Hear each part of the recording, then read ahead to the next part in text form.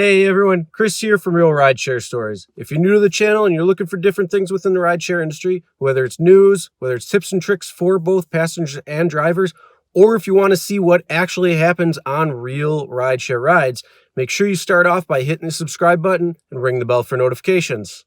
All right, so we are going to talk about Lyft again today. There's some pretty interesting information, especially internally, that they're doing that came out and was released yesterday, at least in a news article that I read. So we're going to be talking about that. And if you've been deactivated by Lyft in the past, you may actually be able to get your case reviewed and potentially be driving again.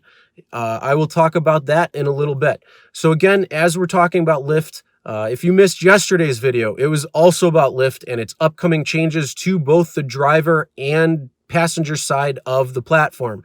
So they're rolling out new features and new functions, talking about how the community is going to change and what they want to do with that. So if you missed that video, click the link right up here. And also, if you don't do that, you can scroll back and watch what's coming on the user side of things for both drivers and passengers. But let's talk about what's going on in Lyft news on the internal side of things. Over the last few months since they've gone public, they have made many different safety changes, both on the user side and internally on the organization side. Today, yesterday afternoon, what was released in this news article. If you want to read it, a link will be in the description below. But in the news article, it was talking about how they used to ban drivers, and a permanent ban and deactivation was based on a lot of different factors. Exactly what that was, I don't know. I couldn't tell you. But it has changed, taking the human element out of it, or human judgment out of it, and putting it in a more black and white situation. So they're following this design matrix way of finding out if a driver could be deactivated or not, or permanently banned or not. So if you've been banned from before June, or even more recently, you can probably try to have your case reviewed. But it looked like it was June when this change had occurred. So if you've been permanently banned or deactivated from Lyft before this time frame, and you want to have your case reviewed, you could and potentially be reactivated under these new guidelines. So hopefully this is a way that if there was a false report filed against you or anything like that, it will kind of be looked at a little differently. And if you were wrongfully deactivated, you will be righted and be reactivated. Now, if you decide to come back and drive or even review it, that's up to you. There is nothing that has been gone out to drivers or to anybody who's been deactivated in any way, shape, or form. This is just something that was found out in the news article that I read. So if you do want to see it in print, check the link in the description below so you could actually see what it says. And the rest of the article is pretty good. It's got a lot of information, especially talking about the changes in that safety protocol, on how they've limited what low-level reviewers can actually ban drivers for and not. So it's a pretty interesting article read there. Now, my question to you is, have you been deactivated on a permanent basis from Lyft before this time frame, and are you going to now see if your case can be reviewed and reactivated, or are you just going to tell Lyft shove it because you still have a salty taste in your mouth? Comment below and let me know. Love to find out, see what's going on.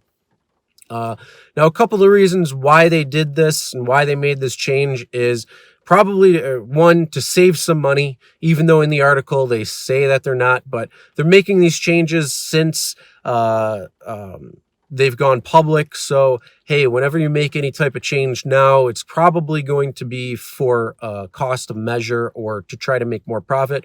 Whether it's streamlined or not, even if you streamline a process, that means you're just going to make it a cost-effective measure at some point, maybe unrealized at this point, but over time it will add up. So yeah, they're streamlining it. They're probably also trying to protect themselves from anything where if a driver said, hey, this was unjust, or we don't know, or whatever it might be, it could kind of potentially bring that back.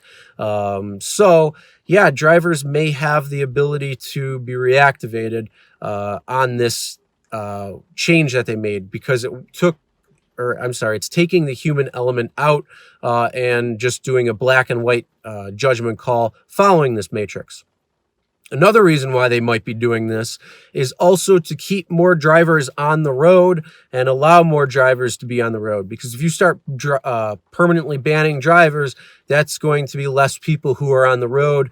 So they have to try to reach out, get new drivers and all this fun stuff. So the more drivers they have, that means they have more ability to compete with their major competitor, which is Uber.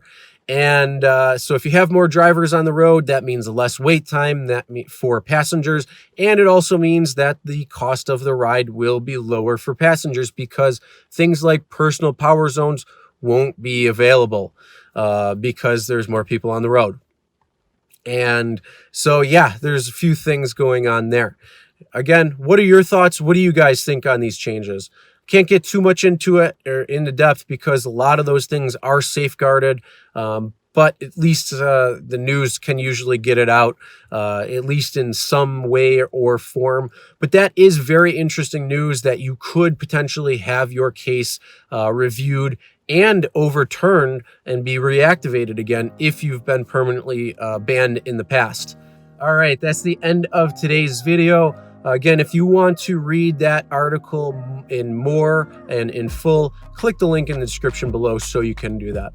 Also, make sure to subscribe, ring the bell for notifications so you'll be notified for all of our upcoming videos, as well as when I go live, so you can participate in the live chat, which is always fun because we get a back and forth and kind of come up with some different ideas and concepts, especially when it comes to rideshare or how people are doing whatever the live stream might be. So again, make sure you subscribe and ring the bell for notifications. If you enjoyed this video, also please give it a thumbs up. And as always, never drink and drive. Always tip your drivers, and we'll see you next time.